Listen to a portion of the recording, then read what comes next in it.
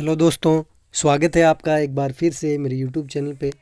इस कक्षा में हम भारत के प्रमुख जो पर्वत हैं उनसे संबंधित हम जो क्वेश्चन है वो करेंगे। अगर आप किसी भी एग्ज़ाम को देने जा रहे हैं उससे पहले अगर आप पर्वतों से रिलेटेड इतने क्वेश्चन भी कर लेते हैं तो ये आपके लिए सफिशिएंट रहेंगे। ठीक है ना। तो शुरुआत करते हैं। पहला क्वेश्चन है, नंदा देवी चोटी हिमालय के किस भाग में है? नंदा देवी, तो ये कुमाऊं हिमालय में स्थित है। तो प्रश्न आ सकता है, कुमाऊं हिमालय में स्थित है निम्न में से कौन सी चोटी है जो कुमाऊं हिमालय में स्थित है? तो नंदा देवी। नंदा देवी किस हिमालय में है? कुमाऊं हिमालय में। क्वेश्चन नंबर 2 है, किस पर्वतमाला को सह्याद्री के नाम से जाना जाता है? सह्याद्री, जो किस घाट को, यहाँ पे ऐसा होना चाहिए था, किस घाट को या किस पर्वतमाला को सह्याद्री के नाम से जाना जाता है? तो पश्चिमी घाट है उसको क्या है? सह्याद्री के नाम से जाना जाता है। जो ये भारत है ना, इसमें जो ये पश्चिमी घाट है, ये पश्चिमी घाट है, इसको सह्याद्री के नाम से जाना जाता है। और ये जो पूर्वी घाट है ये क्या है? थोड़ा संकड़ा है, ये इधर उधर मुड़ा हुआ है, लेकिन ये एकदम सीधा है। ठीक है ना। तो पश्चिमी घाट को किस नाम से जाना जाता है? सह्याद्री के नाम से। पश्चिमी घाट की सबसे ऊंची चोटी कौन सी है? ये भारत का है। तो यहाँ पे जो ये इस साइड में है ना, ये तो इसका पूछ रहा है कि पश्चिमी घाट की सबसे ऊंची चोटी कौन सी है? पश्चिमी घाट की सबसे ऊंची चोटी है अनाई मुड्डी। अनाई मुड्डी या अनाई मुद्दी। पश्चिमी घाट की सबसे ऊंची चोटी अनाई मुद्दी। क्वेश्चन नंबर 4 है, पूर्वी घाट के सर्वोच्च शिखर का नाम क्या है? ये है, इधर तो अनाई मुद्दी है और इधर कौन सी है उसका नाम बताना, वो है महेंद्रगिरी। पूर्वी घाट की सबसे ऊंची चोटी, पूर्वी घाट की सबसे ऊंची चोटी है महेंद्रगिरी। ठीक है ना। और पश्चिम में अनाई मुद्दी और पूर्व में महेंद्रगिरी। ये मोस्ट है, दोनों का प्रश्न इनसे पूछा ही जाता है। ठीक है ना। फिर आगे है क्वेश्चन नंबर 5 है, पूर्वी घाट एवं पश्चिमी घाट श्रेणियों का सम्मिलन स्थल कहाँ है? तो ये जो पूर्वी घाट है, ये पश्चिमी घाट है, ये मिल रहे हैं, उस स्थान को क्या बोलते हैं? ये नीलगिरी की पहाड़ियाँ कहलाती है। जहाँ पे पूर्वी घाट और पश्चिमी घाट दोनों मिलते हैं उस स्थान को नीलगिरी की पहाड़ियाँ कहा जाता है। क्या कहा जाता है? नीलगिरी की पहाड़ियाँ। आगे है, भारत के सबसे दक्षिणी भाग में स्थित पहाड़ी का नाम क्या है? भारत का जो ये सबसे दक्षिणी भाग है ना, इसमें स्थित पहाड़ी का नाम क्या है? कार्डेमम। क्या है? कार्डेमम की पहाड़ियाँ। ठीक है ना। इलायची की पहाड़ियाँ भी बोलते हैं इनको। कार्डेमम या कार्डमम पहाड़ियाँ जिन राज्यों की सीमाओं पर स्थित है, तो यहाँ पे किस किस की सीमा पर स्थित है? ये केरल और तमिलनाडु राज्य की सीमा पर स्थित है। कौन सी पहाड़ियाँ? कार्डेमम की पहाड़ियाँ, इलायची की पहाड़ियाँ केरल और तमिलनाडु राज्य की सीमा पर स्थित है।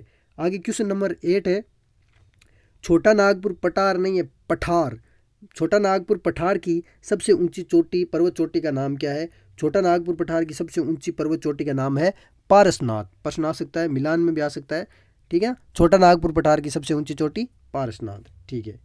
आगे 9 नंबर क्वेश्चन है, गिरनार पहाड़ियाँ कहाँ स्थित है? गिरनार पहाड़ियाँ कहाँ स्थित है?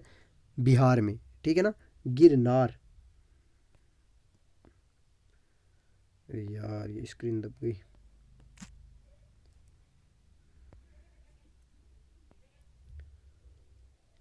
ठीक है।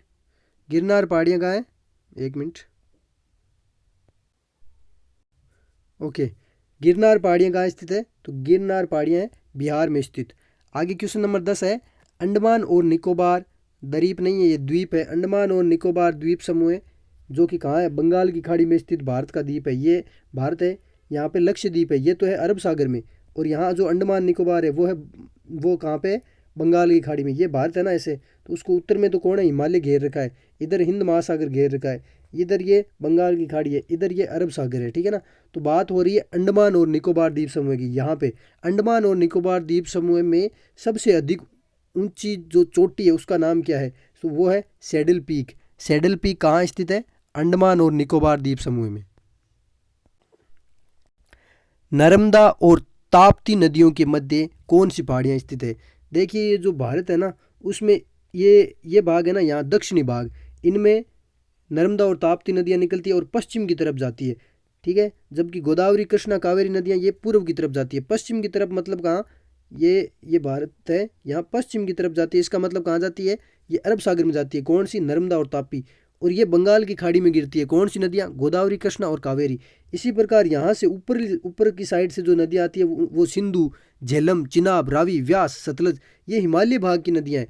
तो प्रायद्वीपीय भारत की आप नदियाँ अलग पढ़ोगे। यहाँ जो ऊपरी भाग है जिसको बोलते हैं हिमालय का भाग, वहाँ से निकलने वाली नदियों जो जलोढ़ मिट्टी का निर्माण करती है, जो कि एक बहुत ही ज़्यादा उपजाऊ मिट्टी है।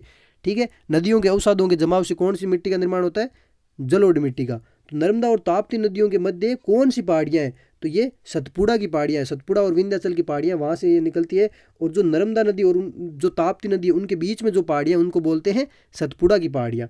आगे है सेवराय पहाड़ियाँ कहाँ स्थित है? सेवराय की पहाड़ियाँ कहाँ स्थित है बच्चा? तमिलनाडु राज्य में स्थित है। भारत का जो तमिलनाडु स्थित है, तमिलनाडु राज्य स्थित है, तमिलनाडु राज्य वहाँ पे है जो सेवराय की पहाड़ियाँ स्थित है। ठीक है ना।